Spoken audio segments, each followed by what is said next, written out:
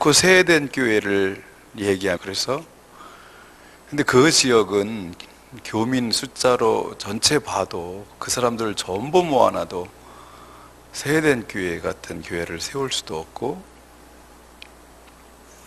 그래서 이제 제가 그 교회를 가본 결과 느낌이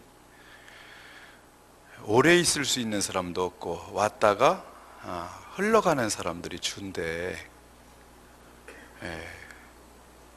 연태 그 지역의 내산 지역에 맞는 교회가 무엇인지 그 그림을 그려라. 그리고 스토리를 만들어라. 어느 교회를 벤치마킹할 수 있는 게 아니다.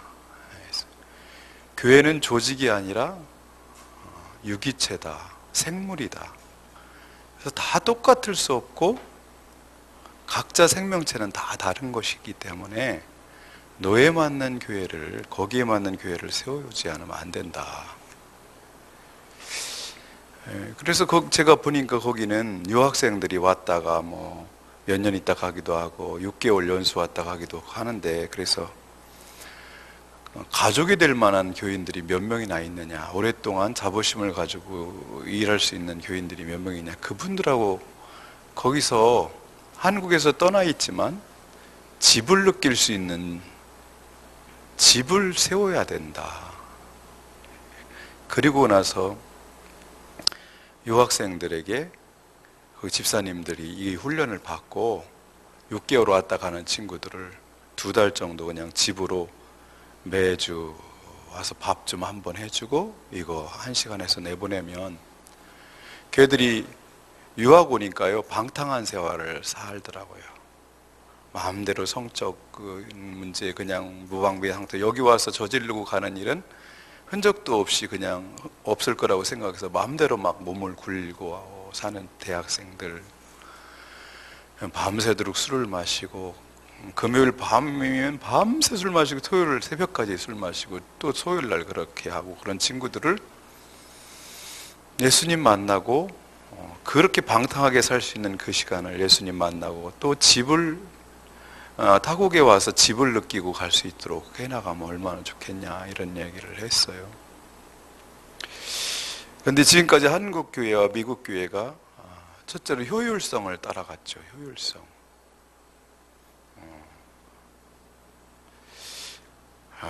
추정교회로부터 시작된 어떻게 하면 교회가 두려움에 근거해서 교회가 시작된 거죠. 교회는 점점 더 무너져 갈 텐데 어떻게 하면 교회를 세워나갈 것인가 할 때 로버트 슐러 목사는 지역 사람들에게 물어봐요. 당신들이 어떻게 하면 교회에 오겠냐. 그래서 그 사람들의 필요, 니드를 채워주는 쪽으로 타켓을 맞췄어요. 성경에서 해주고 싶은 이야기가 아니라 하나님께서 해주고 싶은 이야기가 아니라 그 사람들의 필요를 채우는 데 초점을 맞췄어요. 근데 그 교회는 지금 이미 없어졌어요. 근데 그 교회에 대해서 우리나라에 수많은 교회들이 뭐 조영기 목사님이라든지 곽선희 목사님이라든지 굉장히 우리들이 존경하는 그 교회 목사님들이 그걸 전부 벤치마킹 했어요. 리거렌 목사님도 또 그런 방식으로 또 교회를 세웠어요. 우리는 혼란스러워요. 어떤 게 옳은 교회인가? 정말 성경에서 꿈꾸는 교회가 그런 어떤 교회들인가? 그러다가 이제 다음에는 효율성을 넘어서 효과를, 이펙티브를 생각하는 교회로 바뀌어집니다. 그게 이제 옥하는 목사님 같이 제자훈련을 시켜서 사람들을 길러내서 그 전문성 있는 사람들이 사역을 하게 한다는 것이었어요. 근데 이제 교회에 이제 전문가들이 들어오기 시작합니다. 찬양 사역 전문가, 상담 전문가. 그렇게 되면 전문가들이 들어와서 설치기 시작하면서 뭐가 안 되냐면 평범한 사람들이 자기 재능을, 은사를 주님을 위해서 쓸 수 없는 교회들로 만들어 버리는 거예요. 이건 엄청난 거거든요. 우리들이 이것이 조직이라고 생각하느냐, 교회가 유기체라고 생각하느냐, 이 차이를 우리는 늘 생각해야 된다고 생각해요. 그래서 그 제자훈련 시킨 사람들이 정말 변했느냐는 거죠. 실제로 변했느냐. 성숙한 영적 아비가 되고 그 사람들이 세상에 나갔기 때문에 세상은 변화됐느냐 할 때 그게 안 이루어진 거죠. 그래서 이건 교회가 아니라 한 큰 대학교 같은 어떤 느낌? 가정이 아니라 가족이 아니라 대학교 같은 어떤 느낌이 되어버렸어요. 그래서 이것이 이제 교회는 시스템이죠. 어쨌든 조직도 시스템이고 유기체도 시스템인데 거기에 무엇을 인풋해서 어떤 아웃풋을 결과를 바라고 이 시스템을 만들어 가는데 계속해서 한국의 교회는 그분들을 하는 것을 그대로 그 시스템을 갖다가 한번 돌려보는 거죠. 같은 결과물이 그런데 안 나오는 거죠. 그래서 이번에도 신학생들이 우리 교회에 대해서 개척해서 100명이 넘는 교회에 대해서 우리 노예 신학교에서 이제 가서 탐방을 하고 조사해 오라고 해서 우리 교회를 왔더라고요. 그래서 니들이 세우고 싶은 교회가 뭐냐? 리고렌이 세운 교회 말고 오카노미 세운 교회 말고 하용조가 세운 교회 말고 너에게 주신 하나님이 그린 그림이 뭐냐? 이게 없어요. 이게. 근데 그 사람들이 꿈꾸는 것이 건강한 교회라고 생각을 우리는 하나요? 아니거든요. 제가 좋아하는 형님, 저기 통합적 목사님, 그 목사님 그러세요. 외국에서 값싼 프로그램을 갖다가 사람들이 구미를 땡겨서 돌렸는데 그 프로그램을 계속 팔아먹었다, 장사했다. 온누리교회가 대표적이다. 근데 실제로 사람들이 그거 시스템을 통과하고 나서 변했느냐는 거예요. 안 변한다는 거죠. 성숙이 이루어졌냐는 것이죠. 결국 교회는 어떤 교회가 돼야 되냐면 가장 연약한 사람도 하나님께서 주신 재능과 은사를 발휘할 수 있는 교회가 돼야 된다. 그분들 속에서 성령께서 역사하셔서 성령님의 듀나미스가 일어나서 그 사람들이 변하고 그 사람들이 주신 전체적인 하나님으로부터는 듀나미스를 통해서 변화가 일어나고 성숙이 일어나야 된다. 그리고 거기서 생산성이 있어야 된다는 것이죠. 이 문제를 우리는 고민을 많이 해야 된다고 생각해요. 저는 요즘에는 교회가 쓴 책들, 옛날엔 평계라든지 뭐 리고렌의 그런 책들이라든지 막 이런 걸 보면서 흉내 내고 싶은데 흉내가 안 되잖아요. 정말 막 읽고 또 읽고 하는데 잘 안 되는 거예요. 근데 요즘은 교회에 대해서 어디서 인사이트를 받냐면요, 제일 저에게 충격을 줬던 게 통영에 가면 장사도라는 작은 섬이 있는데 거기에 옥미주 장로님이 학교 교사로 들어가서 그 마을 전체 사람들을 거의 80% 이상을 90% 이상을 변화시켰더라고요. 교회도 조그맣게 짓고 그 마을 사람들이 거의 다 예수 믿게 만들고 또 그것뿐만 아니라 그 사람들이 자립해서 살 수 있도록 빚이 없이 안정되게 살 수 있도록 돼지를 키우는 보고 이런 걸 해서 박정희 정권 때 철탑 산업훈장을 받았어요. 목사가 교사, 이건 저기 산업인들에게만 주는 건데 그 마을 전체가 교회가 된 거죠. 두 번째 충격적으로 받은 게 교회론에 대한 인사이트를, 교회가 어떻게 돼야 되는 걸 받은 것은 The Last Capitalism이라고 SBS에서 만든 최후의 제국이라는 게 있었어요. 자본주의의 마지막이라는 거예요. 미국이 자본주의를 통해서 어떻게 지금 얼만큼 무너져 있는지, 중국이 또 그걸 답습해 나가면서 어떻게 가고 있는지, 그런 이야기를 하면서 저쪽 아누타 섬이라는 섬에 살고 있는 300명의 마을 사람들 이야기가 나오는데 거기는 복음이 없고 교회가 없는데요, 삶이 복음적이고 사도행전 4장에 나오는 나눔이 그대로 이루어지는. 예를 들어서 어떤 사람이 고기를 잡으러 갔다가 죽었어요. 자식들을 책임질 수 없으면 옆집 사람들이 그냥 자동으로 갔다가 입양을 해서 살아요. 근데 그 사람들은 혈통으로 사는 게 식구가 아니라 같이 밥 먹으면 식구예요. 개념 자체가. 그래서 내가 낳은 자식과 이웃에서 입양한 자식 구분이 안 돼요. 그 사람들이 얼마나 가까운 것을 느꼈냐면 할아버지가 늙어서 죽어가고 있어요. 그러니까 동네 아줌마들이 슬슬 마실 가는 것처럼 막 떠들며 가요. 그 집에. 어떤 사람은 밥을 싸고 어떤 사람은 뭘 싸고 그러는데 여자가 싸운 밥을 여기다 넣고 우물우물 씹어요. 뭐 하려고 그러나 그랬더니 그 밥을 씹은 걸 그 할아버지한테 먹이니까 그 할아버지가 그걸 받아 먹는 거예요. 아이씨 더러워. 어떻게 되면 친아버지도 아니고 동네 할아버지인데 동네 아줌마가 밥을 씹어서 먹이고 그걸 씹어준 것을 또 받아 먹는가요? 근데 그 온 마을 사람들이 다 행복해요. 애들은 그냥 깔깔깔깔깔 울고 계속 그렇게 살아요. 복음이 들어갔는가 교회가? 아니면 미국을 심었는가 이거예요. 저는 우리 선교사들이 가서 복음을 전해주는가? 한국의 발전된 인터넷 문화나 발전된 문화를 심는가 하는 거죠. 저는 미국은 교회가 있지만 교회가 아니라고 생각하고요. 아노타 섬은 교회가 없지만 십자가는 없지만 교회라고 생각해요. 하나님의 성경적인 원리가 거기서 작동되고 있어요. 교회는 조직이 아닙니다. 교회는 유기체입니다. 가족이고 한 몸이어야 된다고 저는 생각합니다. 그래서 이제 막 개척을 시작하신 목사님들이나 어디를 벤처마킹 하려고 하고 뭐 시스템을 도입하면 뭔가 되겠지 하는 걸 내려놓고 어떻게 하면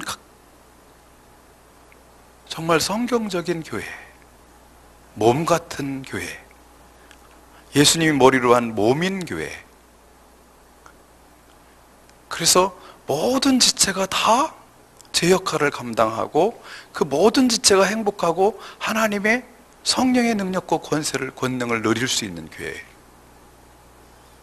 그래서 제 선배 목사님 교회 한홍재 목사가 출석해요. 한홍재 목사는 교회를 목회하지 않잖아요. 근데 찬양 리더로 세우지 않아요. 한홍재 목사가 찬양을 인도하는 한 다른 사람은 찬양을 안 하는 거예요. 전 교회가. 그 사람이 찬양함으로 한용재가 찬양 인도한대. 그래서 사람들이 올 수 있겠죠. 그러나 그건 아닌 거죠.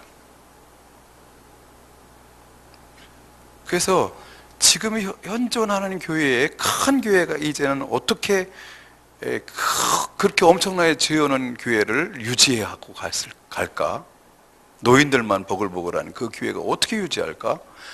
전도는 안 되는데 다른 교회에서 젊은이들 흡수하는 수밖에 없어요.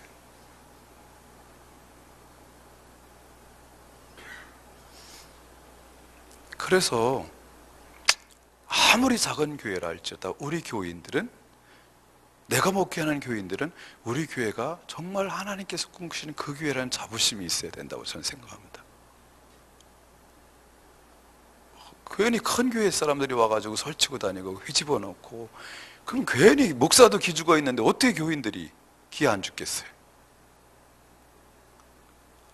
교회는 이것이라는 분명한, 10명이 됐든 20명이 됐든 그 분명한 자부심, 우리 교회는 이렇게 가고 있다는, 그리고 성경적인 원리가 작동하는 교회라는 것이 분명하지 않으면, 내가 그런 어떤 온누리교회나 사랑의 교회나 이런 것을 보고서 기죽고 그거에 대해서 헐떡거리고 있다면 이미 교인들은 불행한 거죠. 이 문제가 저는 목회자들에게 중요하다고 저는 생각합니다. 우리 동네에서 나는 어떤 교회를 세울 것인가? 이 사람들하고 뭘 할 것인가? 그래서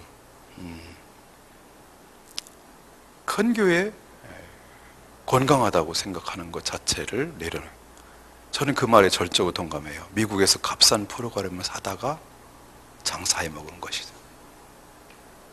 사람들은 안 변했다. 성령님의 듀나미스를 경험하지 못한다. 파워는 경험하지만 듀나미스는 경험하지 못해요. 이 차이가 있어요.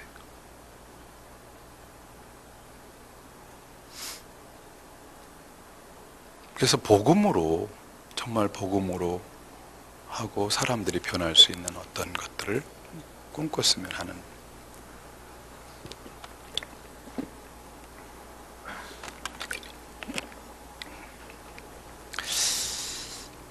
네,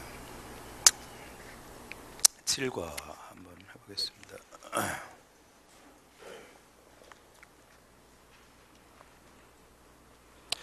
제목을 같이 읽어보겠습니다. 하나님의 사랑에서 끊을 수 없으리라. 일부분은 그죠? 구원의 확신입니다. 어제 영접 기도를 했고 이제 구원의 확신이죠. 어떻게 구원의 확신을 심어줄 것이냐 하는 문제인데, 1번을 같이 읽겠습니다. 로마서 5장 1절에서 11절을 주의 깊게 읽어보겠습니다. 하나님께서 우리를 어떻게 사랑하셨습니까? 그분이 우리를 사랑하셔서 하신 일은 무엇입니까? 1. 우리가 아직 연약할 때. 로마서 5장 6절. 히터를 꺼도 되면 좀 껐으면 좋겠네요. 같이 읽겠습니다. 우리가 아직 연약할 때 기약대로 그리스도께서 경건하지 않은 자를 위하여 죽으셨도다. 우리가 아직 연약할 때인데, 연약함이 무엇이죠? 연약할 때. 이걸 딱 물어보면 이제 같이 공부하신 불신자는 여러 가지 얘기를 하지만, 그래서 연약함은 여러 가지가 있을 수 있기 때문에 그냥 6절 자체 내에서 한번 찾아봅시다. 그렇게 하면 뭐라고 볼 수 있죠? 경건하지 않은 자죠. 경건하지 않은 자. 언가들리한 거죠. 신앙심이 없는 거죠. 하나님께 관심이 없는 거죠. 자기로 가득 차서 하나님이 없을 때, 그죠? 마음에 하나님 두기를 싫어할 때, 이럴 때 그리스도께서는 그 연약한 자를 위해서 하나님께 관심이 없는데, 그럴 때 주님께서는 그런 분을 위해서 죽으셨다는 것이죠. 두 번째, 우리가 아직 죄인 되었을 때입니다. 7절, 8절이요. 의인을 위하여 죽는 자가 쉽지 않고 선인을 위하여 용감히 죽는 자가 혹 있거니와 우리가 아직 죄인 되었을 때에 그리스도께서 우리를 위하여 죽으심으로 하나님께서 우리에 대한 자기의 사랑을 확증하셨느니라. 위에는 연약하다고 표현한 것을 8절에서는 죄인이라고 표현합니다. 그래서 바울 사도가 이상하다는 것이죠. 예수님이 하신 걸 보니까 의인을 위해서는 죽을 만한 가치가 있고 선인을 위해서는 죽을 수도 있겠지만 용감히, 어떻게 죄인을 위해서 죽는다는 건 어떻게 해석해야 되냐는 문제를 바울 사도가 제기를 하고 있습니다. 어떻게 봐야 되냐 이거.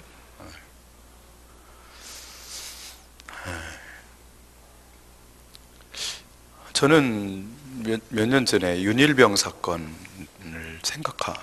그때 우리 큰아들이 군대에 있었는데요. 그 사건 보면서 너무 마음이 아프고 충격을 먹었어요. 그때 세월호 사건도 있었던 같은 해인데 세월호 사건보다 그게 더 충격이었어요. 어떻게 같은 내무반에서 그렇게 오랫동안 괴롭히는데 밤새도록 기마자지 서있게 하고 성기에 안티프람을 뭘 바르고 침을 핥으라고 그러고 패다가 실신하고 그럴 것 같으면 수액을 맞추면서 또 패고. 근데 그렇게 오래 그러고 있는데 같은 내무반에 그걸 말려주는 친구가 하나도 없는 거예요. 이게 전우냐? 막 화가 얼마나 나는지. 결국은 죽어버렸잖아요. 우리 아들이 군대가 있어서 그런지 그게 너무 충격적으로 왔어요. 그래가지고 제가 설교 시간에 그랬어요. 제가요 윤일병 아버지라면 가만히 안 있어요. 그 왜 재판을 시킵니까? 제가 가서 죽여버립니다. 너무 화가 나잖아요. 근데 그 친구 이병장 감옥에 가서도 또 거기서도 또 똑같은 일을 또 하고 있었더라고요. 그래서 독방에 갇혔다고 그랬는데 지금은 어떤가 모르겠습니다. 저는 예수님이 하신 일에 대해서 그런 것 같아요. 윤일병 입장에서 이병장님 그만하시죠. 그리고 같이 대신 맞아주는 거죠. 근데 그럴 사람이 하나도 없는 거예요. 인생을 살아갈 때 같은 내용만 전후하고 하면서도 내가 친구가 되어주고 형제가 되어줄 사람이 없어요. 그게 힘든 거죠.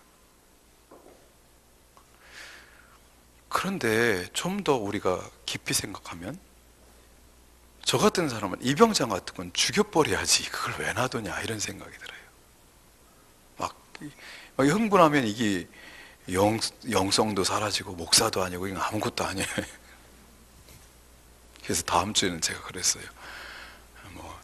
뭐 설교하고 다음 주에는 아니 제가 무법자가 되면 제가 무법자가 될 때는 내가 직접 죽이고 싶었는데 하나님께 맡겨야 되겠네요. 내가 그랬는데 그렇잖아요. 근데 오늘 본문은 무슨 얘기를 하는 거죠? 이병장 편을 들면서 내가 이병장 대신 죽겠다는 사람이 나타난다는 거예요. 이게 이제 충격인 것이죠.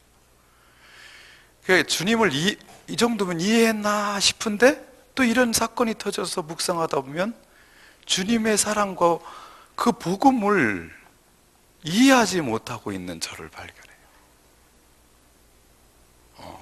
이해가 안 되는 거예요. 예수님이 그렇게 하시는 것에 대해서 그런 존재를 위해서 대신 아닙니다. 이 병장은 살려야 됩니다. 제가 대신 죽으면 안 될까요? 제가 형벌을 받으면 안 될까요? 라고 나서는 분이라는 것이죠. 저는 그래서 윤일병 사건 이병장 때문에 한번 충격을 먹으면서 많이 울은 적이 있어요. 그러면서 이제 제가 살아왔던 것을 생각하면서 얼마나 이병장답게 살았는지, 윤일병 편에서 살은 줄 알았더니 이병장 같이 살았던 어떤 세월들이죠. 그럼에도 불구하고 주님께서 나를 위해서 대신 죽으신 그 복음의 능력, 그 사랑을 경험했어요. 그 사건을 통해서. 그리고 세 번째는 원수 되었을 때입니다. 그래서 바울 사도가 그래서 어떻게 해석하는 거지? 결국은 사랑이라는 거죠. 8절에 죄인 되었을 때 죽으신 거 보니까 어떻게 해요? 우리에 대한 자기의 사랑을 확증하셨느니라. 사랑으로밖에 해석이 안 된다라고 말합니다. 이것이 사랑이다라고 말합니다. 사랑.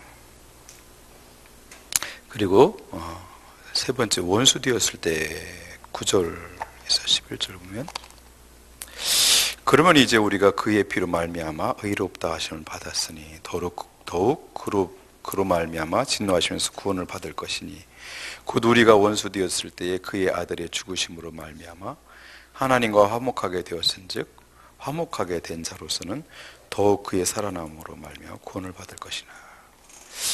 연약함을 죄인이라고 표현하더니 이번에는 원수됨으로 표현합니다.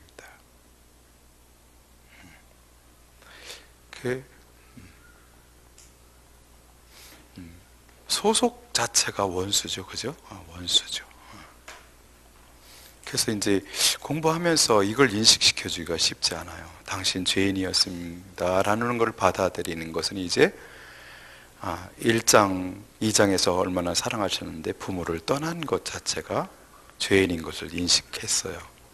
근데 원수라는 말을 이해하기는 힘들죠. 그래서 쉽게 이해되는 분들도 있더라고요. 예수님 믿으라면 어땠어요? 그러면 화가 났다고 그러니 그런 것을 통해서 우리가 어떤 상태였는지 알 수 있는 것이죠. 교회에 대해서 막 욕하고 비난하고 그랬던 어떤 삶, 이런 것들이 전부 원수죠. 예수에 대해서도 막 말하고 이런 것들은 삶이죠.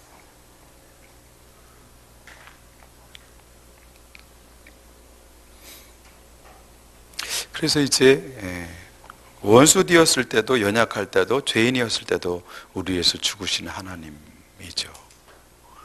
그래서 지금 이제 구원받은 사람이 두려워하고 내가 하나님께서 나를 버리지 않고 끝까지 나를 붙드실까? 이런 어떤 고민 속에서 살아갈 수 있죠. 저 같은 경우가 그런 고민을 많이 했었거든요. 예수 믿었어요. 성령 체험도 했는데 계속해서 죄를 짓고 있을 때 아닌 것 같아 라는 생각. 그래서 그것이 굉장히 괴롭힘을 많이 받았어요. 그래서 이제 제가 계속해서 이제 생각했던 것이, 그런 생각이 들 때마다 생각한 것이, 우리 아이를 낳고 기르면서 생각한 거예요. 우리 아이가 부족하면 나는 버릴 것인가? 아니다는 거예요. 연약함에도 불구하고 내 새끼니까 나는 끝까지 품고 사랑하고 갈 수밖에 없다는 것을 나는 알았어요. 그래서 제가 믿음의 구원의 확신이 흔들릴 때마다 생각한 것은,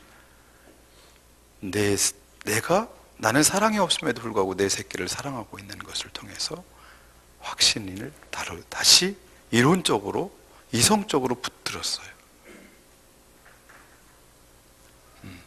그러고 나서 두 번째, 예수님까지 이렇게 죄인 되었을 때, 연약할 때, 원수 되었을 때 보내신, 그렇게 값을 치르신 주님이라면 더 이상 포기 안 하실 거라는 생각을 했습니다. 그러면서 우리 자녀들을 길러내면서 이제 이성으로만 알았던, 이해됐던 것이 감정으로 내려와서 지금은 그냥 하나님께서 제가 연약한 가운데 있을지라도 버리지 않고 계속 사랑하시고 지금도 공급해 주시고 지원해 주고 계시다는 걸 느끼며 살아가게 되었습니다. 그 과정이 아마 우리들이 복음을 전하는 그 사람들도 동일한 과정을 겪게 될 거라고 저는 생각돼요. 그래서 이런 것들이, 구원의 확신 문제가 우리에 달려있는 것이 아니라 그분의 성품과 그분의 사랑에 달려있다는 것을 분명하게 심어줄 필요가 있습니다.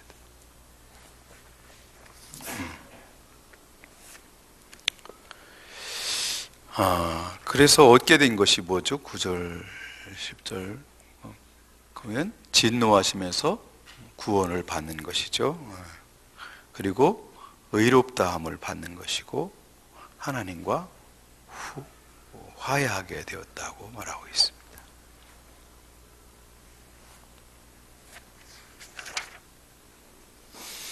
자, 2번으로 가겠습니다. 2번.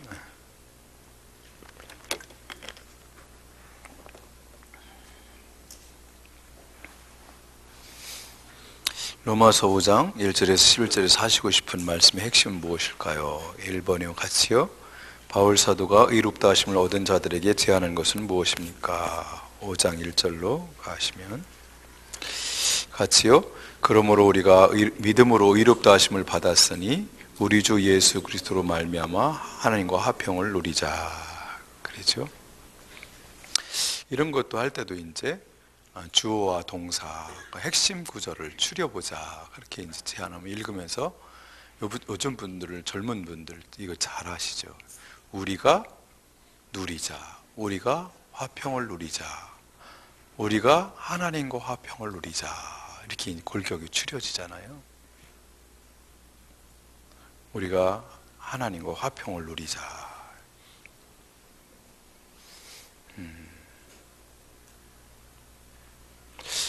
새 번역에는 이것을 하나님과 더불어 평화를 누리고 있습니다, 이렇게 표현했어요.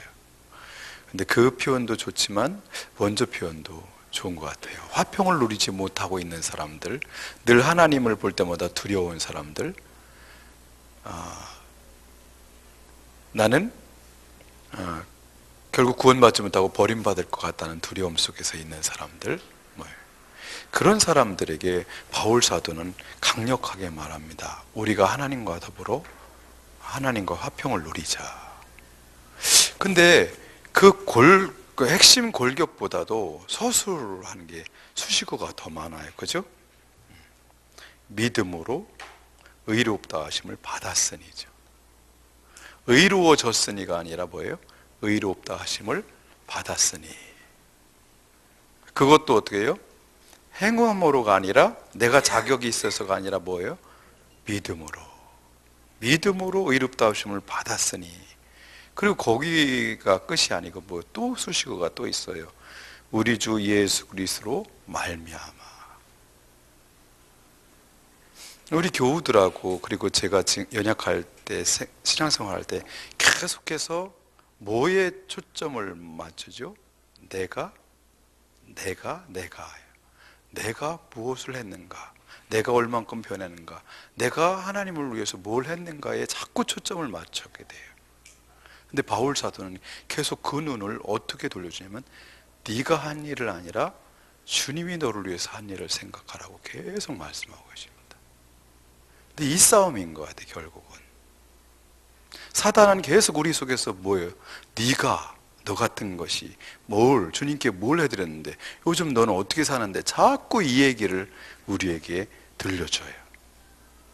그래서 낙심하게 되고 무너지게 되는데, 바울 사도는 성경에서는 집요하게 말합니다. 네가 한 일을 보지 말고 하나님께서, 주님께서 너에게 해주신 일을 봐라. 결국 그 문제인 것 같아요.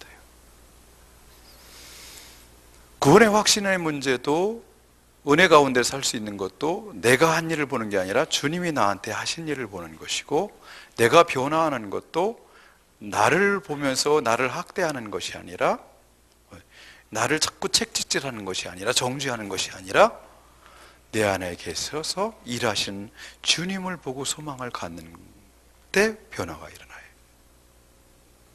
결국 모든 것은 내 안에 오신 예수님이 나를 변화시키고 그분이 해주시는 거지, 내가 하는 일이 없다는 것이죠. 이걸 깨닫는 게 가장 저는 중요하다고 생각해요. 먼저 이해를 해야 된다고요. 그렇게 되면 실제로 그분을 바라볼 때마다 기쁨이 있고 감사가 있고, 내가 어떤 삶을 살아도 포근히 사랑하시고 계신 그 하나님의 사랑이 느껴져요.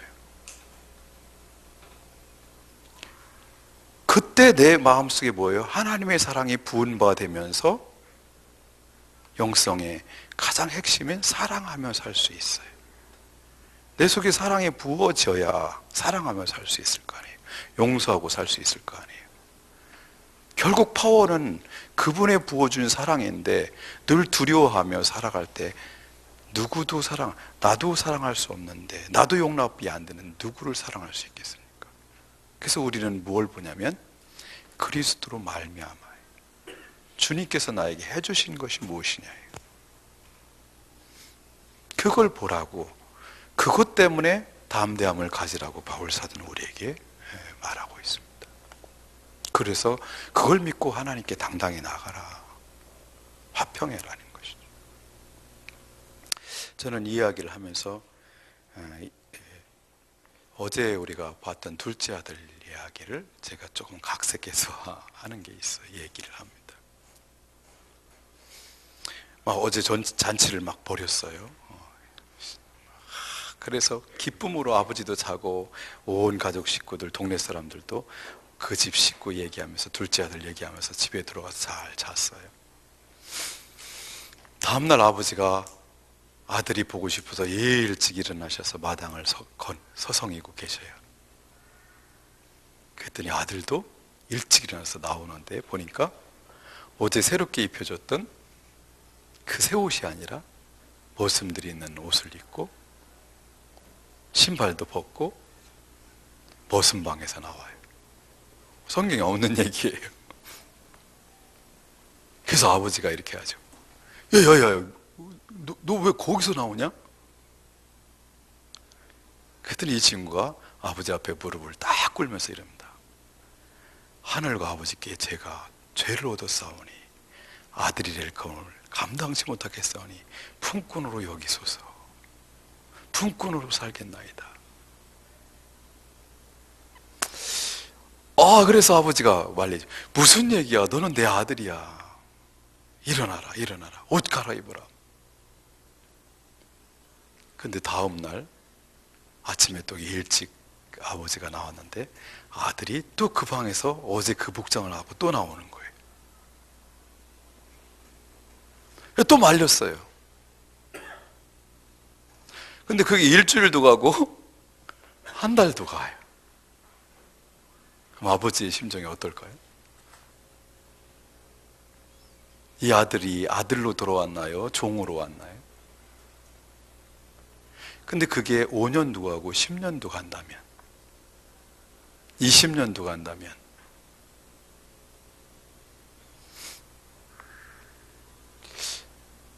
한국의 복음은 복음인가 싶은 생각이 들어요. 율법인가 복음인가. 그게 매일마다 무릎 꿇어서 내가 하늘과 아버지께 죄를 얻었사오니 아들이라 일컬음을 감당치 못하겠사오니라는 기도를 새벽마다 하고 있지는 않는가 하는 거죠. 그것이 겸손이라고 생각하는지. 근데 대부분이 그런 것 같아요. 대부분이. 그게 믿음이라고 생각해요. 아직 아들이 아니에요. 아직 종인 거죠.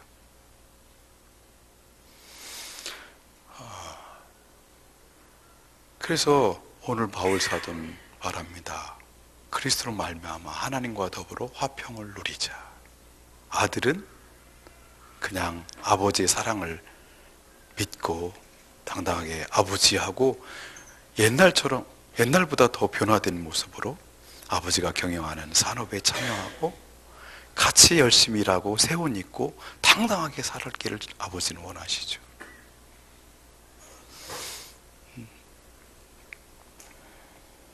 자, 2번으로 가겠습니다. 2번. 같이요. 의롭다 하심을 얻은 자들은 즐거워하는 자들이라고 바울 사도는 말합니다. 무엇 때문에 즐거워 자랑한다고 말합니까? 로마서 5장 2절. 또한 그로 말미암아 우리가 믿음으로 서 있는 이 은혜에 들어감을 얻었으며 하나님의 영광을 바라고 즐거워하느니라. 지금 은혜에 들어감을 얻었다 그랬는데 세번역에는 이것을 조금 더 현장감 있게 썼는데 은혜의 자리에 나오게 되었습니다 이렇게 써 있어요. 은혜의 자리에 서 있다 그러는 거죠.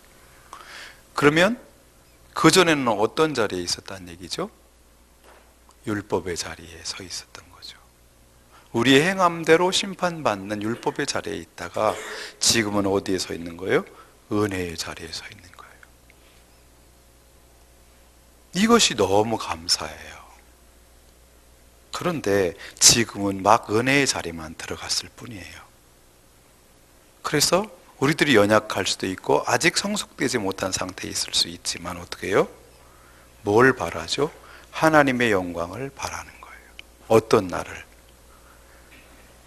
우리가 하나님의 영광에 이르게 되는 그날을. 그죠? 부활에 참여하게 되고, 그죠? 주님의 우리 맏형 되신 주님같이 우리가 변화되는 그날을, 하나님의 영광으로 회복되는 그날을 바라고 즐거워하고 자랑한다는 것이죠.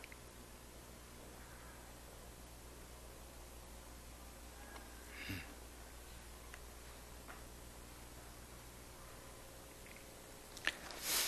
3절에서 5절을 볼까요? 제가 읽겠습니다. 다만 이뿐 아니라 우리가 환난 중에도 즐거워하나니 환난은 인내를, 인내는 연단을, 연단은 소망을 이루는 줄 알미로다. 소망이 우리를 부끄럽게 하지 아니함은 우리에게 주신 성령으로 말미암아 하나님의 사랑이 우리 마음에 부은 바 되었다 그랬어요. 여기서 연단이라는 단어를 먼저 보고 싶습니다. 연단.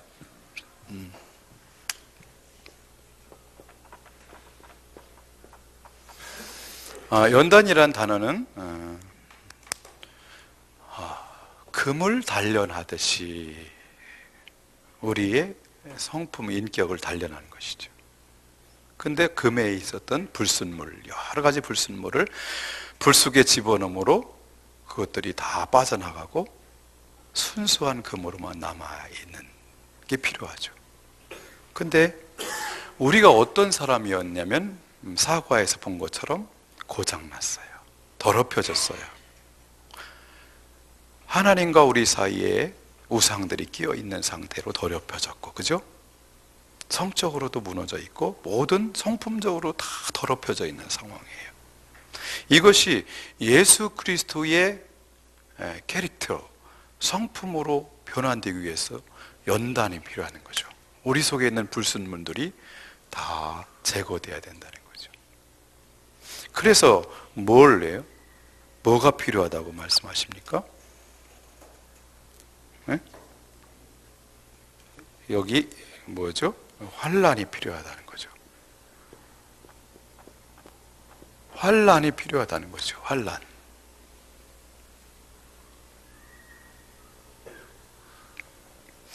이 환란이 사람을 연단해 나가는 거죠. 환란은 인내를 만들고,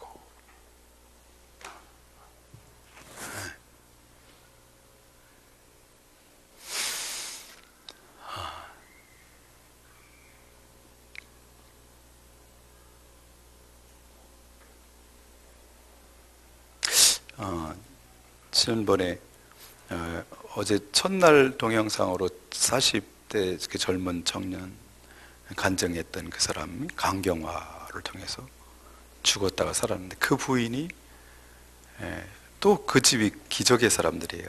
공황장애였었는데 우리 이 목사하고 보라를 하고 나서 공황 병원에 가지 않고 그렇게 살아가는 사람이에요.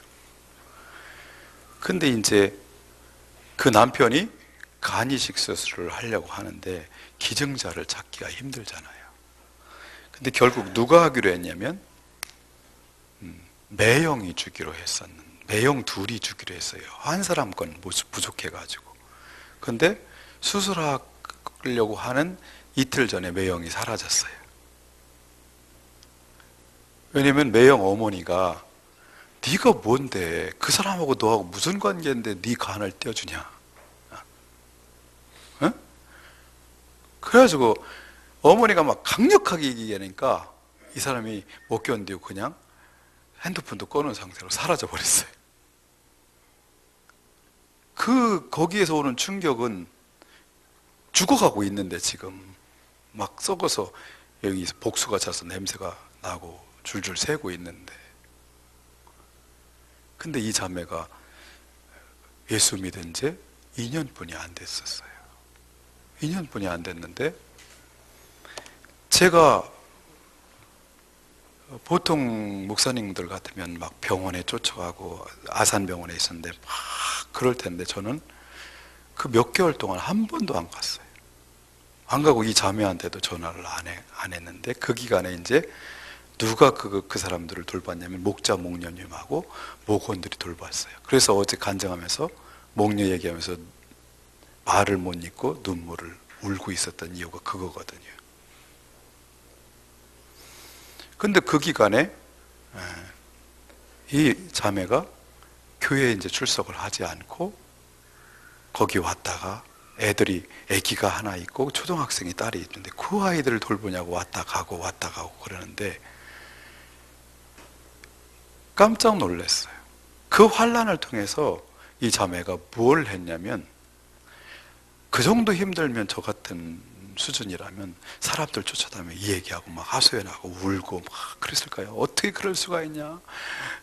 하루 앞두고 이틀 앞두고 도망갈 수가 있냐? 막 그러면서 우리 남편은 어떡하냐? 막 그러고 울고 난리를 칠 텐데, 이 자매가 누구한테도 연락하지 않고 하소연도 하지 않았고 집에서 성경을 읽고 기도를 했대.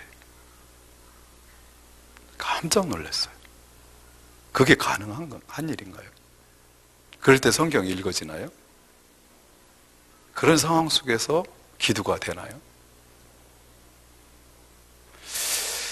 이제 그래가지고 이제 어떻게 해서 우여곡절 끝에 이 이모가, 나이 잡순 이모가 검사했는데 맞아가지고 결국 두 사람 걸 가지고 이식 수술이 완성됐어요. 그리고 나서도 이제 면회가 바로 안 되거든요. 그때까지도 저는 전화하지 않고 그냥 계속 있었어요. 저는 기도만 한 거죠. 살려주세요. 살려주세요. 근데 이제 면회할 수 있는 어떤 시점이 돼서 장로님들하고 가서 면회를 하고 돌아오는 그 자매하고 같이 오는데 휴게소에서 앉았는데 무슨 말을 해요? 제 마음속에 계속해서 힘들었던 게 있어요. 그게 뭐냐면 그렇게 우리는 한 몸입니다. 가족입니다. 그런데 저는 가서 그 사람하고 맞는지 안 맞는지 검사도 한번 안 해봤다는 게 너무 굉장히 힘들었어요. 갈등을 계속 했었거든요. 가서 내가 내 간을 줘야 되는 거 아닌가? 그때 간이 필요할 때 간을 주지 못하고 돈을 주는 거하고 위로해 주는 건 이건 아무 힘이 없는 거잖아요. 그래서 그 자매를 봤는데도 인사도 제대로 못 하겠더라고요. 그 때문에, 그 마음 때문에. 그래서 이제 내려올 때도 아무 말 하지 않고 그냥 침묵하고 내려오는 거예요. 차 안에서. 오다가 이제 휴게소에서 앉았는데 이제 뭘 먹고 이제 얘기하는데 그 자매가 그러더라고요. 어떻게 지냈어요? 그 기간에 그랬더니 그 얘기를 해요. 이럴 때 사람들에게 얘기하고 하소연하고 울고 그러면 그럴 것 같아서 사람들이 연락을 못 하겠더라고요. 목사님한테도 못 하겠고 그랬어요. 그냥 혼자 기도했다고. 그래서 성경 읽고 있었다고. 그렇지 않으면 하나님께서 그 기도를 안 살려주실 것 같아서 하나님께만 집중하기로 해서 그렇게 했다고. 그러면서 하는 말이 그때 이제 목녀와 목자가 헌신적으로 섬기는 걸 보고 나서 이 목녀가 내린 결론이 이 자매가 내린 결론이 뭔지 아세요? 저도 이제 목녀 할 수 있을 것 같아요. 그래. 이게 똑같은 사건을 가지고 어떤 사람 그거 가지고 교회가 뭐 이럴 수 있잖아요. 근데 그런 쪽으로 가지 않고 환난이 인내가 연단을 만들어서 주님과의 관계가 맑고 깨끗한 상태로 있어요. 요즘 이제 생명의 삶이라는 공부를 수강하고 있는데요. 와서 이렇게 듣는 것, 말씀을 듣는 것 사모하는 게 다른 사람하고는 비교가 안 될 만큼 흡수력이 있어요. 그래서 이 환난이라는 건 결국은 우리의 가장 큰 복은 결국은 연단되는 것이잖아요. 그죠? 무너졌던 것, 고장났던 것이 원래의 상태로 회복되든지 아니면 주께서 꿈꾸시는 그 상태로가 돼야 되는 것이죠.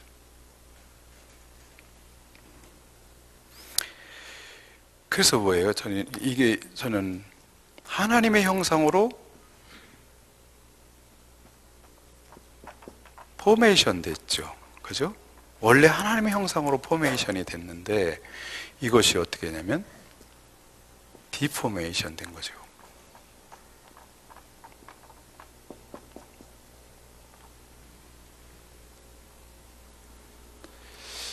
이것이 이제 주님께서 다음에 이것이 이제 원래의 상태로 이제 포메이션 해 나가는 작업이죠. 이것에 대해서 여기서 말하죠. 연단이, 환난을 통해서 연단이 필요하다. 연단은 뭘 갖게 한대요? 소망을 갖게 한대요. 어떤 소망일까요? 이게 어떤 소망? 하나님께서 우리를 예수 그리스도의 형상으로 다시 재창조해 가는 것에 대한 소망이죠. 소망.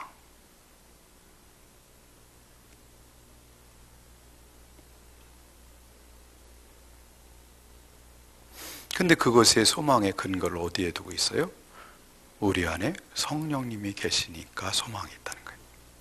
성령께서 일을 해나가신다는 것입니다.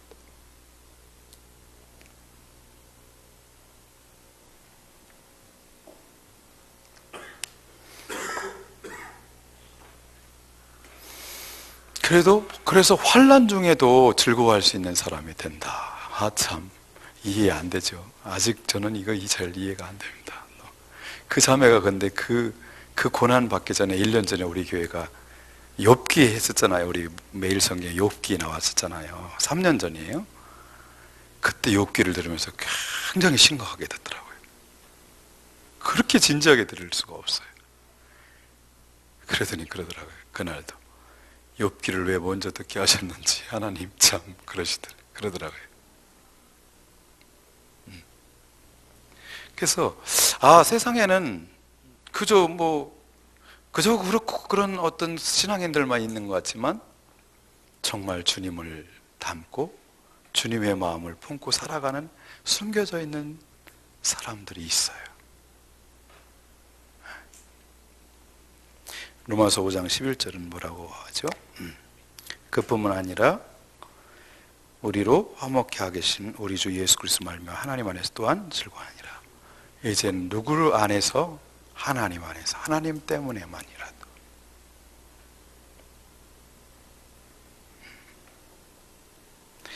하나님을 자랑하는 사람이 된 것이죠. 자, 3번으로 가겠습니다. 3번. 우리의 구원은 환난 중에도 즐거워할 만큼 확실한 것입니다. 로마서 8장 26절에 39절을 통해 하나님의 구원하심이 얼마나 놀라운 것인지 살펴보겠습니다.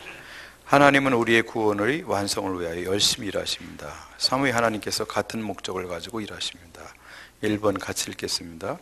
성부 하나님께서 일하고 계십니다. 하나님께서 미리 정하시고 미리 정하신 일을 이루시려고 일하고 계십니다. 그분이 하시는 일은 무엇입니까? 로마서 8장 28절.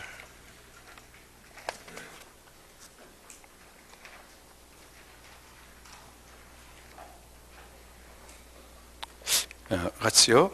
우리가 알거니와 하나님을 사랑하는 자 곧 그의 뜻대로 부르심을 입은 자들에게는 모든 것이 합력하여 선을 이루느니라. 하나님이 미리 하신 자들을 또한 그 아들의 형상을 본받게 하기 위하여 미리 정하셨으니 이는 그로 많은 형제 중에서 맏아들이 되게 하려 하심이라. 또 미리 정하신 그들을 또한 부르시고 부르신 그들을 또한 의롭다 하시고 의롭다 하신 그들을 또한 영화롭게 하셨느니라.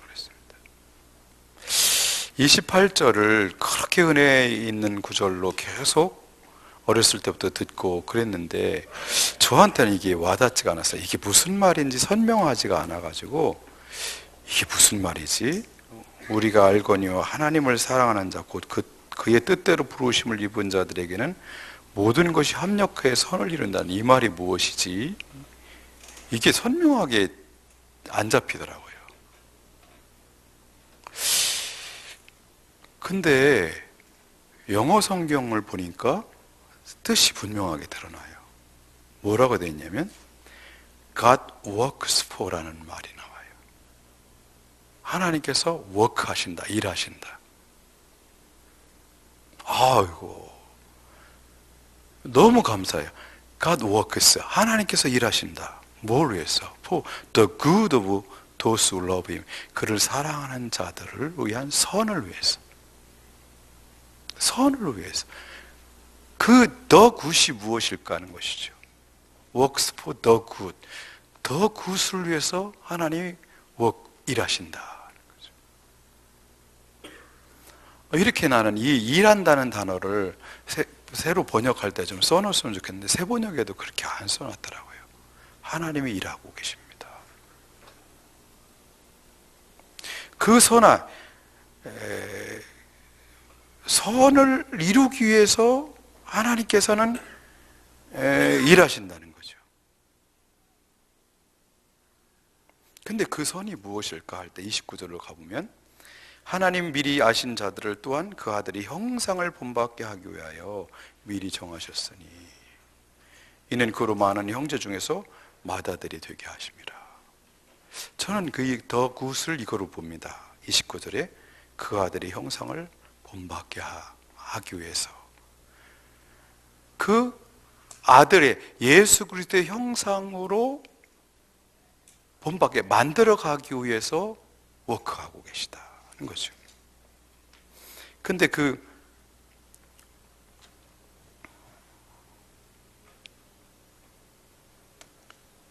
아들의 형상이라는 말을 쓸 때 무슨 단어를 쓰냐면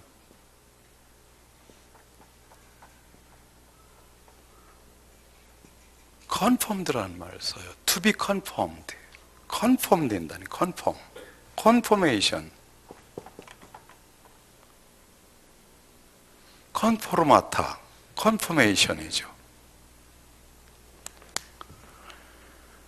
conform이라는 단어는 뭐 회사에서도 사용하는 단어지만 여기서 쓰고 싶은 conform은 뭘까요? 주물 회사에서 이런 것들을 만들어낼 때 이거 하나하나 만들지 않잖아요.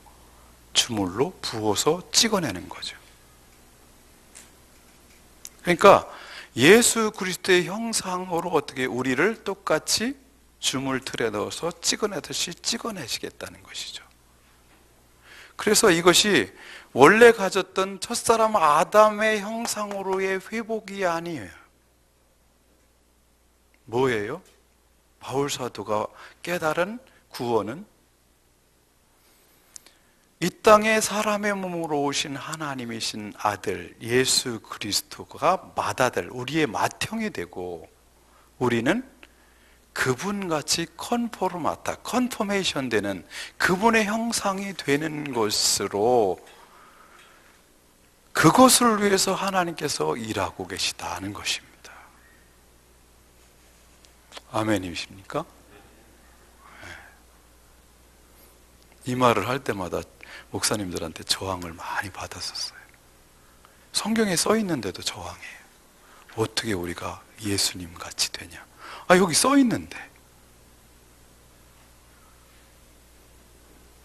우리는 그분의 종일 뿐이지. 그분은 하나님의 아들인데 자꾸 그 얘기를 해요. 이걸 나는 이 말씀을 우리들이 그리스도론을 우리 더 깊이 공부를 할 필요가 있다고 생각해요. 그래서 이 말, 이 conformed라는 단어가 to be conformed to the likeness of his son, 그의 아들의 형상에 컨펌하기 위해서. 이 컨펌이 어떻게 돼요? 마지막에 어떻게 해요? 예수께서 우리 오셔서 재림하셔서 어떻게 해요?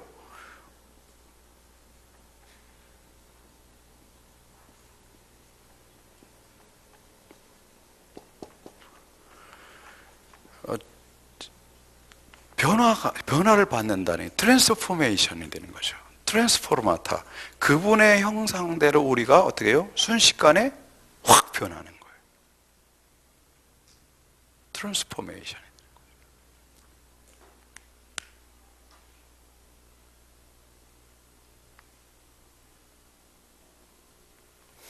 하나님께서 열심히 일하시는 것은 뭐라는 거죠? 하나님이 미리 하신 자들을 또한 그의 아들의 형상으로 어떻게 찍어내기 위해서, 그런 사람으로 만들어가기 위해서 열심히 일하시는데 어떻게 해요? 예수님을 우리의 맏형으로, 우리는 동생들로, 그분은 맏아들이고 우리는 아들들로 만들기 위함이라 말씀하고 계십니다.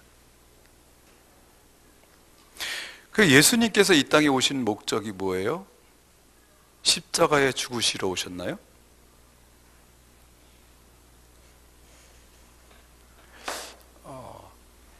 제가 어렸을 때부터 들어온 복음은 거기까지인 것 같아요. 예수님을 땅에 뭐하러 오셨냐? 우리를 죄를 대속하기 위해서 죽으러 오셨다. 십자가의 복음 거기까지만 들었어요. 계속 그 얘기만 해주셨어요. 근데 제가 보니까 죽으러 오신 게 아니에요. 우리를 주님의 형상대로 컨포르마타, 컨포메이션 하시기 위해서 오신 거예요. 부활시키러 오신 것이지 죽으러 오신 게 아니에요. 부활을 위해서 과정이, 죽으심이 필요해서 죽으시는 것이지 죽으심이 목적이 아니에요. 예수 그리스도의 형상으로 우리를 만드는 것이 그분이 오신 목적입니다. 죽으심은 그것을 위한 과정이에요. 죄 사함이 없으면 그게 안 되니까 그 과정이 있는 것이죠. 그래서 복음은 뭐예요? 고린도전서 15장 1, 2절, 3절에 보면 복음을 해요. 성경대로 죽으시고 성경대로 사시는 것이 복음이에요. 성경대로 죽는 데까지가 복음이 아니에요.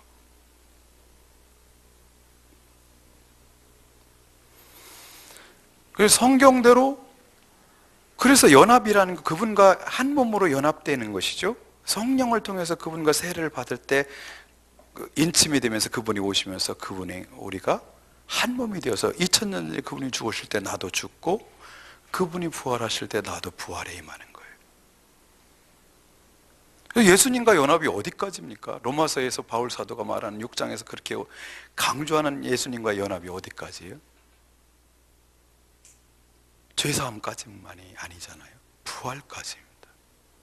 그분과 어떻게 해요? 컨포메이션, 컨펌 되는 거죠.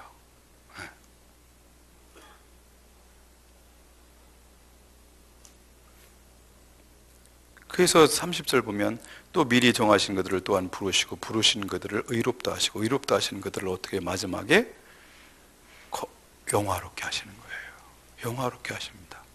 마다들의 형상으로 영화롭게 하십니다.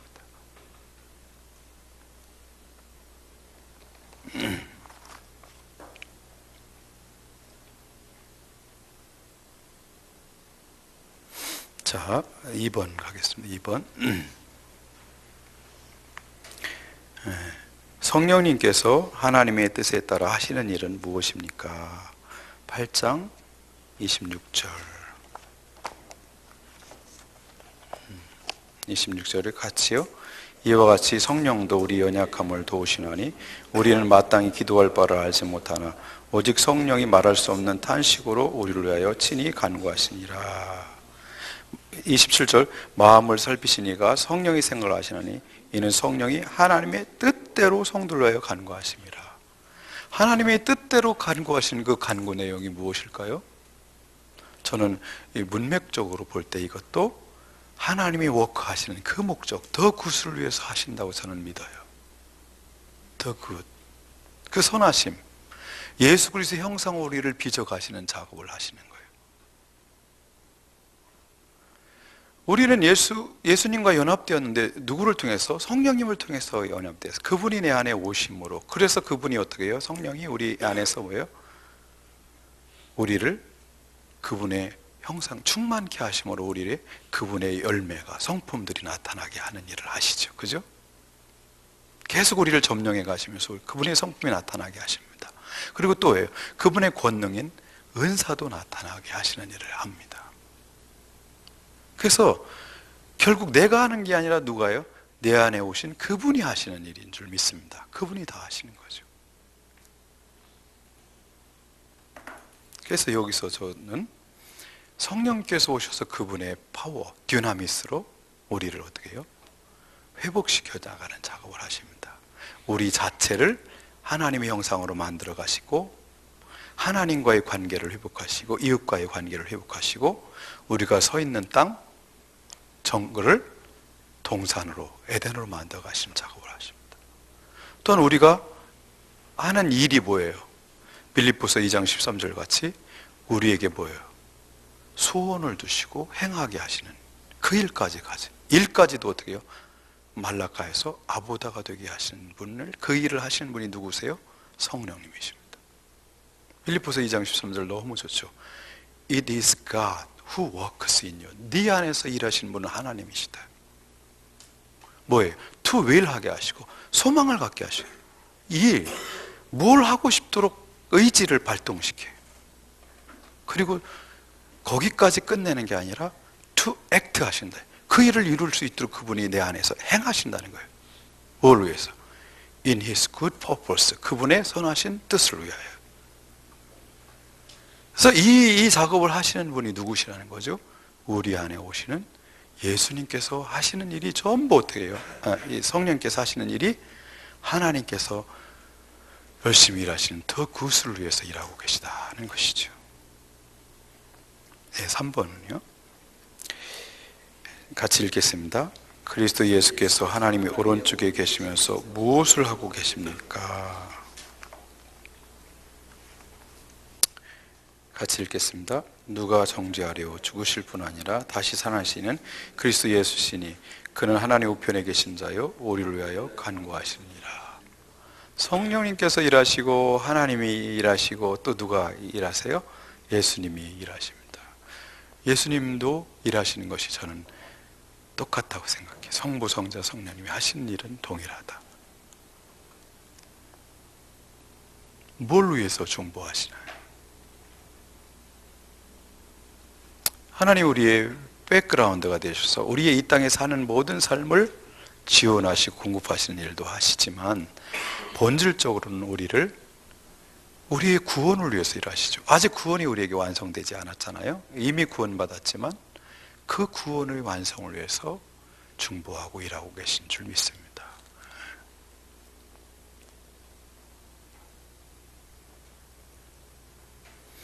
4번이요. 그러므로 우리를 그 누구도 대적하거나 송사하거나 정죄할 수 없습니다.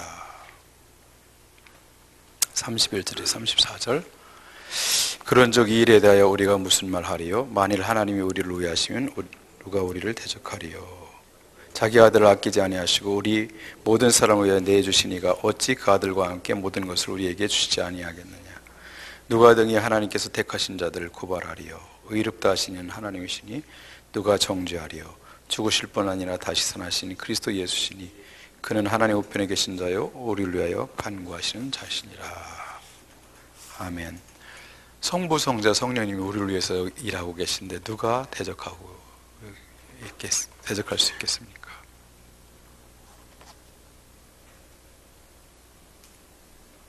이 땅에 살아갈 때도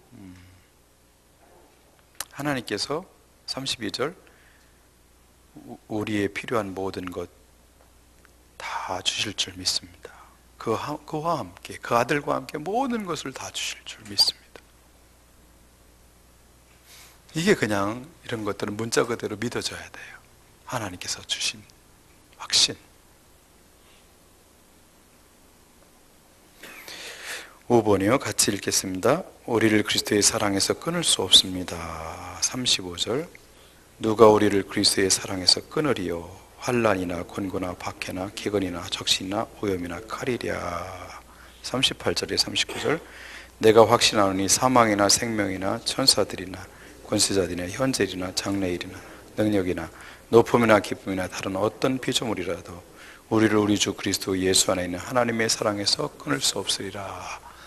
이 끊는다는 말이 분리시킨다는 말이더라고요. 세퍼레이트 한다, 분리시킨다. 하나님과 우리를 분리시킬 수 있는 세력은 아무도 없다는 거예요. 하나님이 하시는 일이기 때문에 어떤 세력도 악한 사탄의 권세도 어떤 것도 우리를 하나님의 사랑에서 우리를 떼어놓지를 못한다. 그런 얘기입니다. 여러분 아멘이시죠? 네, 아멘입니다. 그분의 사랑에서 떼어놓을 수 있는 세력은 아무것도 없습니다. 그런데 저는 누가 그럼 이걸 하나님에 떼어놓을 수 있나 그랬더니 하나님도 못하세요. 그냥 안 하십니다. 근데 우리는 이렇게 간간 기도하죠. 하나님은 저를 버리지 말아 주시옵소서.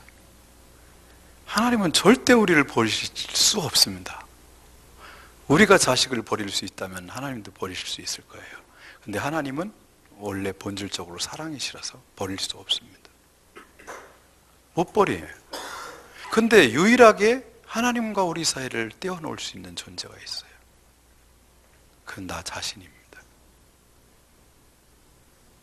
첫사람 아담이 하나님에게서 등을 돌리고 떠났듯이 내가 떠나는 것이지 하나님이 떠나는 것이 아닙니다. 하나님은 절대 버리지 않으십니다. 이스라엘 백성들이 광야에서 출애굽하고 광야에서 살 때 불기둥을 경험하고 만나와 메추라기를 먹고 그분이 내시는 물을 마시면서 이렇게 말합니다. 하나님이 우리 중에 계신가? 그런 본문 이해가 같아요. 마사와 무리바. 마사하고 무리바 하죠. 하나님과 다투죠. 의심하고 다퉈요. 아무리 풍성한 은혜를 내어주고 기적으로 역사하실지라도 내가 느끼지 못하는 거예요. 내가 못 느끼는 거죠. 이건 사랑의 관계는 참 묘한 것 같아요. 그래서 저는 구원이라는 것은 먼저 호세아서 우리 묵상했잖아요. 그때 그걸 깨달았어요. 만약에 호세아가 돈 주고 고멜을 세웠을 때 고멜이 이렇게 말하면 어떡하죠? 나한테 그만 좀 치근덕대. 당신 질렸는데 정말 더 질린다. 우리들은 호세아가 사왔을 때 고멜이 너무 고마워요, 이렇게 끝났을 거라고 상상을 하지만, 만약에 고멜이 그렇게 반응했다면요, 결국 구원이라는 것은 무엇이냐? 하나님께서 나에게 해주신 그 사랑을 마음에 느낄 수 있는 게 구원이에요. 그렇지 않으면 고멜이 그렇게 말하는 것과 동일한 삶을 살 수밖에 없어요. 나를 왜 이렇게 귀찮게 해? 더 이상 내버려 두라니까. 내가 창녀로 살든 뭘 살든 당신 정말 볼 때마다 욕지가 난다. 왜 당신 나한테 자꾸 그렇게 다가오냐? 이렇게 하면 사랑의 관계는 성립될 수 없어요. 근데요, 계속해서 사람이 하나님의 사랑을 못 느껴요. 그 사랑을 계속 의심하는 거예요. 하나님은 우리를 버리지 않으나 내가 등을 돌리고 떠나요. 계속 떠나는 것입니다. 그리고 계속 하나님이 우리 중에 계신가? 하나님이 내 삶을 함께 하시나? 맞싸우고 무리바해요. 싸우고 하나님께 대들고 다투고.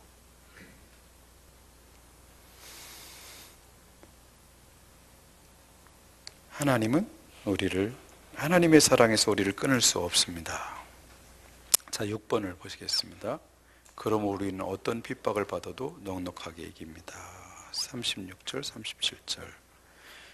같이요. 기록된 바 우리가 종일 주를 위하여 죽임을 당하게 되며 도살당할 양같이 여김을 받았나이다 함과 같으니라.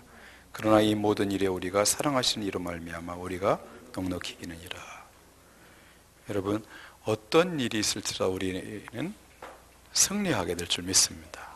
그분의 사랑을 우리가 믿고 내 안에 계신 성령님이 그 사랑을 부음받아 주셔서 결국 승리를 하게 될 줄 믿습니다. 자, 4번 가겠습니다. 4번 같이 읽을까요? 4번. 하나님의 구원하심은 이렇듯 놀라운 것입니다. 우리는 하나님의 자녀가 되는 권세를 얻었습니다. 하나님 우리에게 약속하신 영광스럽고 풍성한 삶으로 인도하실 것입니다. 그것은 다음과 같은 것이었습니다. 후사가 되었습니다. 로마서 8장 17절.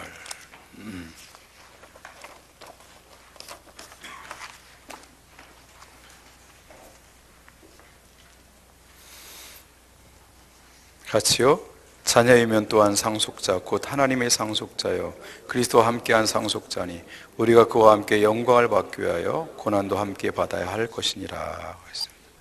자녀는 곧 뭐예요? 상속자입니다. 여러분 좀 궁하시면 하늘나라에 있는 거 좀 땡겨 쓰시기 바랍니다. 아버지 조금만 땡겨 주세요. 미리 좀 쓸게요. 그렇게 기도도 하시고. 예? 전부 우리 건데 뭐, 그죠? 땡겨 쓰셔요. 저는 진짜 그렇게 기도를 해요.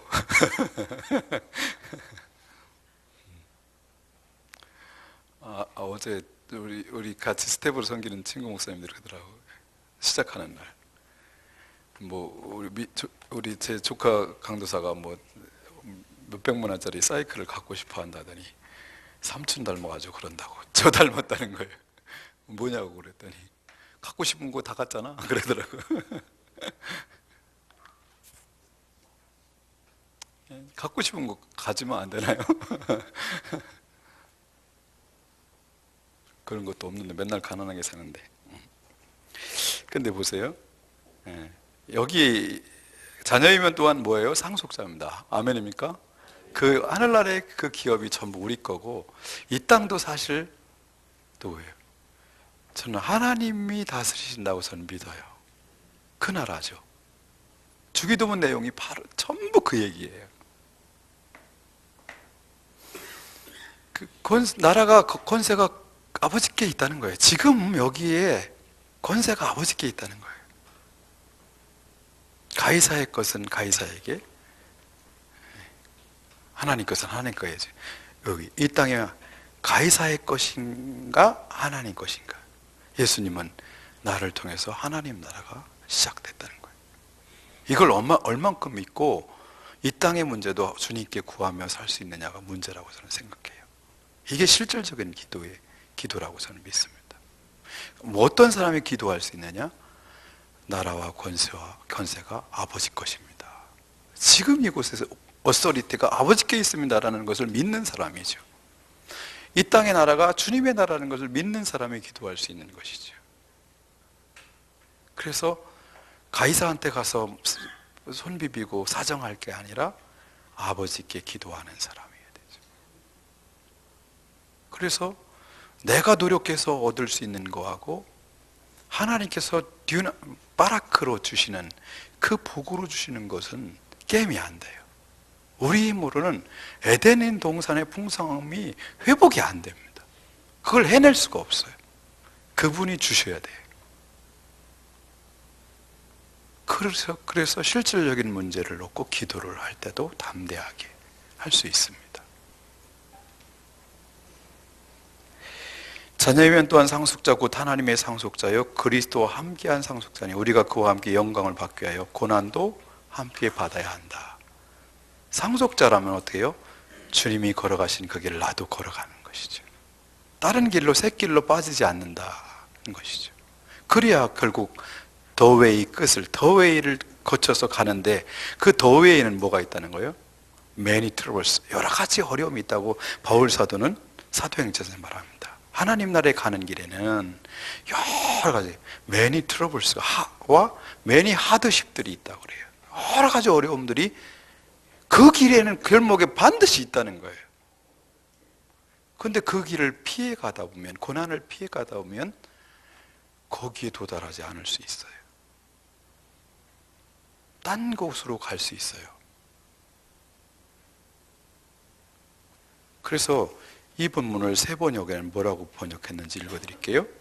자녀이면 상속자이기도 합니다. 우리가 그리스도와 함께 영광을 받으려고 그와 함께 고난을 받으면, 이렇게 번역해놨어요.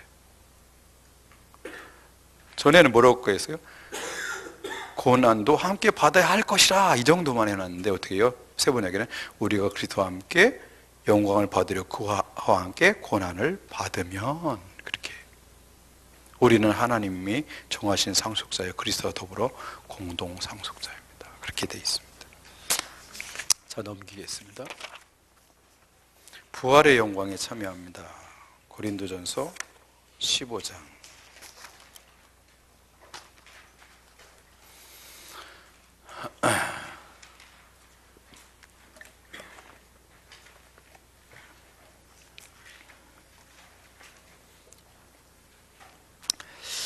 고린도전서는 두 개의 질문으로 되어 있죠, 그죠? 부활이 있느냐. 두 번째는 부활이 있다면 어떤 몸으로 오냐. 이 두 가지 질문에 대한 답이 있죠. 바울 사도가 스스로 질문하고 스스로 답한 것입니다. 근데 여기서 부활이 있다 없다는 말할 수 있는 시간도 아니고, 그래서 부활의 몸이 어떠냐는 것만 보려고 합니다. 이 땅에 이 몸을 가지고는 영생의 삶을 살 수 없잖아요. 그렇죠? 그래서 영생하는데 합당한 몸, 거기에 어울리는 옷을 입는 거죠. 그 몸을 입는 게 뭐죠? 부활입니다. 그건 필연적이죠. 영으로만 산다면 사람이 아니고 뭐예요? 귀신이죠. 그래서 우리는 몸을 입은 사람으로 살아가는데, 이 땅에 있던 이 육신이 아니라 새 몸을 입게 되는 거죠.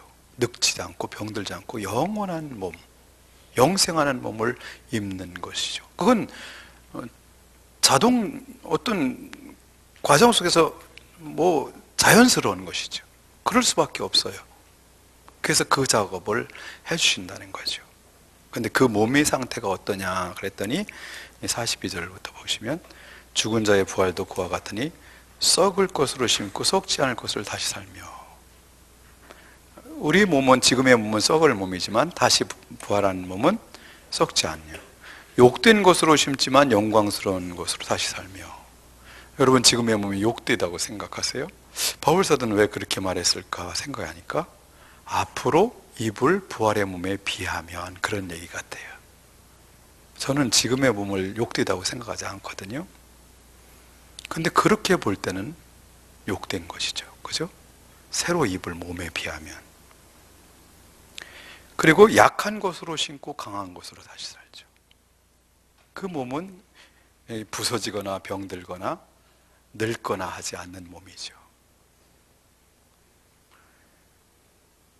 그리고 육의 몸으로 신고 신령한 몸으로 다시 살죠. 육의 몸이 있은즉 영의 몸도 있느니라. 45절 기록된 바 첫사람 아담은 생령이 되었다는 것 같이 마지막 아담은 살려주는 영이 되었다. 마지막 아담이라는 말을 왜 쓰나요?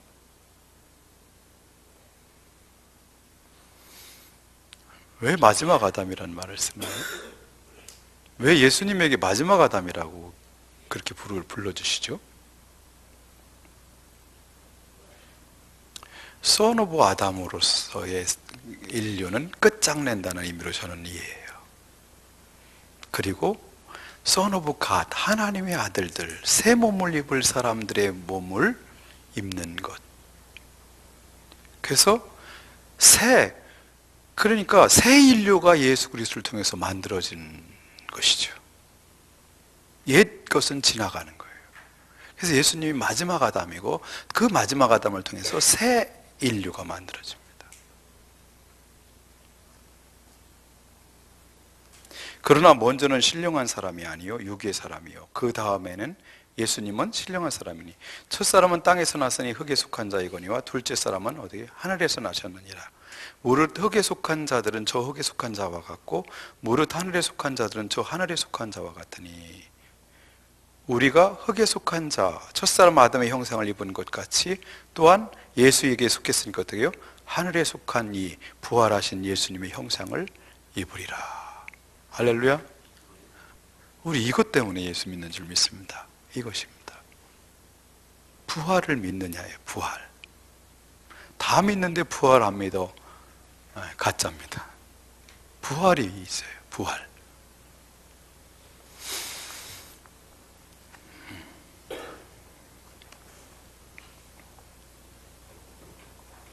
예수님을 통해서 부활의 몸을 조금 상상해 볼 수 있죠. 우리 4차원에 사는 사람들의 입장에서 여기 나온 부활의 몸이 상상이 잘 안 돼요. 그런데 예수님이 부활하실 때 어떻게 해요? 문을 잠가놨는데 그들 중에 서신이 그렇게 나와요. 어디로 들어오시나? 일리 들어오실 수도 있고 일리 오셨을 수도 있고. 그러니까 이런 어떤 물질이나 공간과 시간에 제약받지 않는 차원이 다른 몸이에요. 근데 또 이상하게 먹을 것 좀 줘봐 그리고 잡수시기도 해요. 그리고 엠마오 제자들에게 보였는데 예수님인지도 또 못 알아봐요. 또 바울사도 앞에 나타났을 때는 그 영광이 너무 엄청나서 눈이 멀을 정도예요. 우리가 부활의 몸에 단순히 그냥 여기 있는 대로 신령한 몸이라고 정도뿐이 정의가 안 되는 것 같아요. 우리의 상상력 갖고는 그 몸이 얼마나 영광스러운지 얼마나 엄청난 몸인지 잘 모르겠어요. 단순히 예수님이 부활한 몸을 통해서 그런 몸일 것이다 하는 걸 추정할 뿐이죠.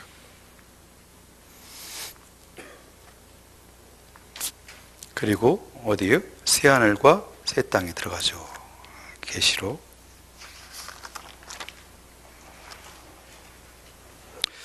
또 내가 새하늘과 새 땅을 보니 처음 하늘과 처음 땅이 없어졌고 바다도 다시 있지 않더라. 또 내가 보매 거룩한 성 새 예루살렘이 하나님께로부터 하늘에서 내려오니 그 준비한 것이 신부가 남편을 위하여 단장하는 것더라. 내가 들으니 보좌에서 큰 음성이 나서 이르되 보라 하나님의 장막이 사람들과 함께 있음에 하나님이 그들과 함께 계시리니 그들은 하나님의 백성이 되고 하나님은 친히 그들과 함께 계셔서 모든 눈물을 그 눈에서 닦아주시니 다시는 사망이 없고 애통하는 것이나 곡하는 것이나 아픈 것이 다시 있지 아니하리니 처음 것들이 다 지나갔음이로라. 그렇죠? 저는 여기 하나님의 장막이 사람들과 함께 있다는 말이 너무 좋아요. 요즘 레위기를 보면서 또 이걸 막 느끼게 하죠. 그죠? 이스라엘 백성들 가운데 성막을 지켜 하시고 그 중에 영광으로 임재하시고, 근데 그런 어떤 모습을 하나님이 우리에게 보여주시죠. 하나님 나라, 우리 집 옆에 아버지 하나님의 집이 있어요. 저는 그게 제일 좋더라고요. 그리고 그분이 직접 김정은이가 통치하고 하지 않고 오바마가 통치하지 않고 하나님이 직접 다스리시는 나라가 와요. 그분의 통치력이 미치는 나라죠. 그래서 여기서 뭐예요? 잃어버렸던 에덴이, 무너졌던 에덴이 어떻게 동산이 다시 가꿔지는 거죠. 그죠? 그보다 더 영광스러운 에덴을 우리에게 주시고, 그리고 하나님이 함께 사시고 그분이 통치하심으로 뭐가 없어요? 눈물이, 사망이, 애통하는 것이, 곡하는 것이, 아픈 것이 다시 없는 그런 나라가 세워진 줄 믿습니다.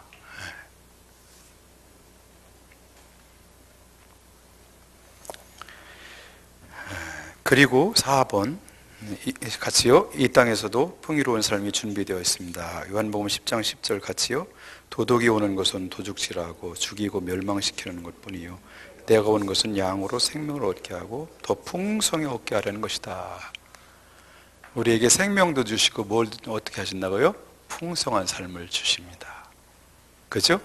네, 풍성하죠.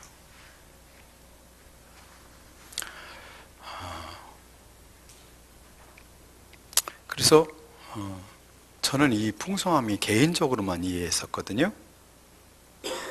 근데 이제 점점 묵상의 깊이가 달라지면서 개인적으로 복받고 풍성해지는 것만 생각했는데 그 차원을 넘어서더라고요. 샬롬의 그림이 회복되는 거예요. 하나님과의 관계, 이웃과의 관계가 회복되면서 어떻게 해요? 공동체로 살아가는 우리잖아요. 공동체로 살아가는 것이 있어서 우리 공동체 사람들에게 준 모든 것이 다 내 것이 되고 내 것이 그들 것이 되는 그 풍성함이 있습니다. 삶의 원리가 하나님의 원리대로 살아감으로 우리가 풍성함을 맛본다는 것을 알았어요.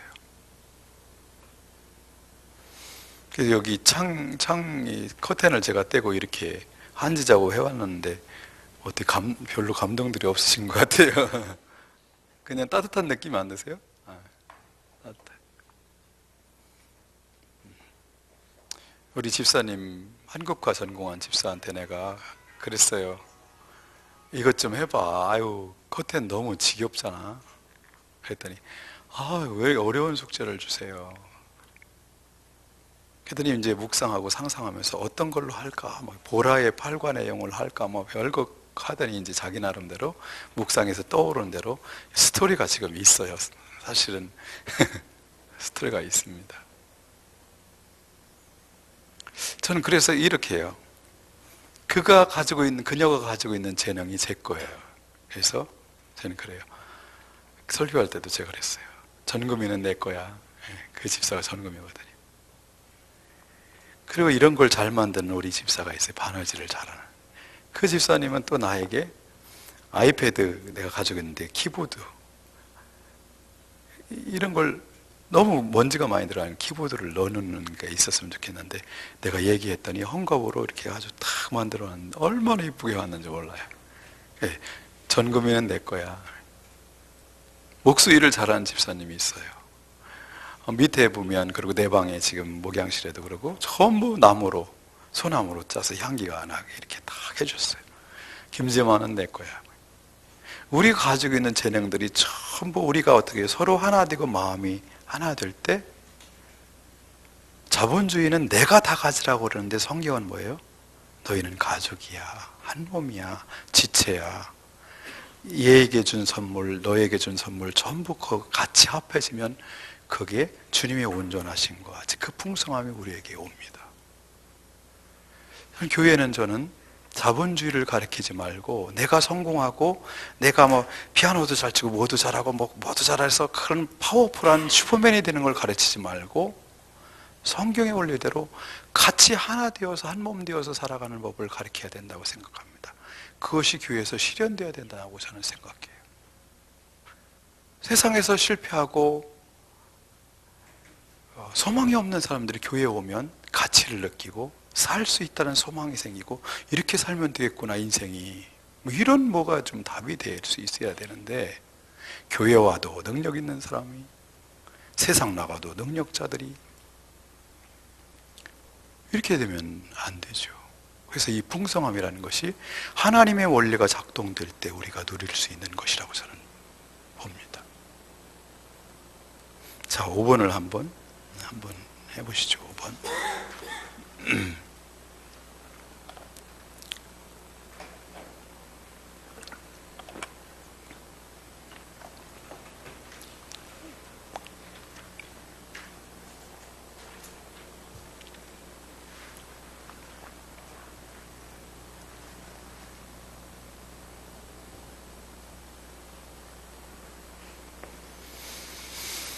다 쓰셨어요?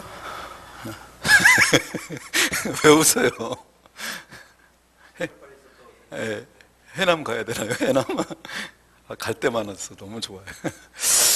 무안은 저는 한 번도 못 가봤는데, 무안도 가면 잘 때가 있고, 이제는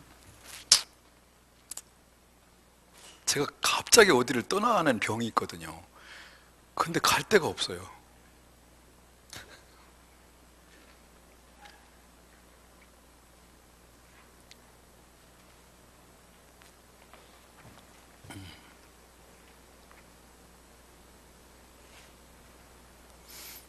자, 제가 쓴 걸 한번 읽어드릴까요?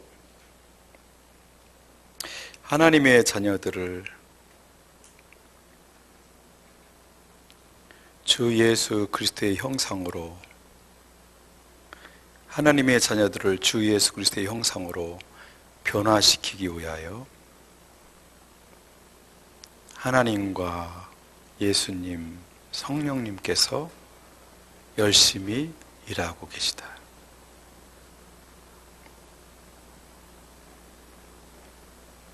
실패하지 않으실 것이다.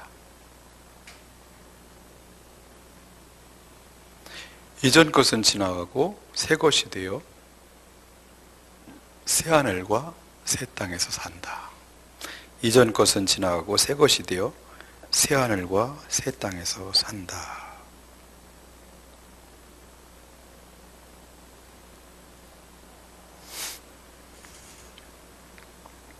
6번, 완성된 구원의 상태는 어떠한가요? 완성된 구원의 상태가 어떻죠? 완성된 구원의 상태.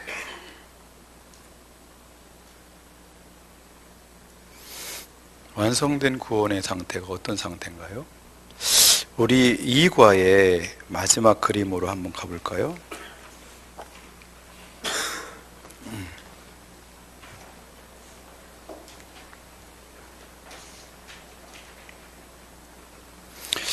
여기서 이제 구원의 상태는 일단 뭐죠? 하나님과 내 사이가 다시 열리는 거죠. 그죠? 그러면서 어떻게 해요? 아담인 내가 자체가 어떻게 변해요?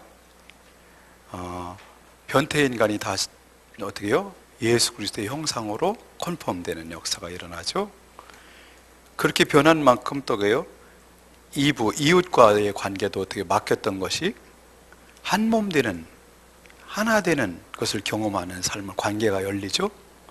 그리고 에덴은 어떻게 되죠? 에덴이 무너져서 정글이 되었던 것이 새 하늘과 새 땅으로의 풍성함으로 다시 회복되는 역사가 일어나고요. 이 일은, 사명은 어떨까요? 가면 일하지 않을까요? 가도 또 일하겠죠. 그죠? 일하고 살 겁니다. 그래서 예수님께서 말씀하시죠. 너희 제자들에게 너희들이 12고를 다스리게 할 것이다. 그러셨죠? 우리는 가서 일하죠. 근데 그 일은 이 땅에서 생존을 위해서 하는 일과는 다른, 정말 참 기쁨과 가치를 느낄 만한 그런 일이 될 것입니다. 저는 그래서 구원의 완성된 그림을 이것으로 다시 봅니다. 근데 이때보다 또 더 어때요? 영광스러워요. 뭐가 달라졌죠? 내가 자체가 첫사람 타락할 수 있는 가능성이 있는 아담과 다른 예수님의 형상을 입은 사람으로 변화되었어요. 그죠? 새 사람이 되었고, 이웃도 그렇게 됐고, 에덴의 수준도 달라졌죠. 그래서 새롭게 구원의 완성은 처음에 주었던 그 샬롬이 좀 더 뭐라고 표현해야 되나요? 그 샬롬이 더 샬롬 되는데 뭐라고 해야 되나? 예, 말이 짧아서 표현을 못 하겠습니다. 그것이 구원의 완성인 줄 믿습니다. 동의하시나요? 동의를 물어봐야 여기는 좀 대답을 해주시고. 예, 잠시 쉬겠습니다. 몇 분까지 쉬는 거죠?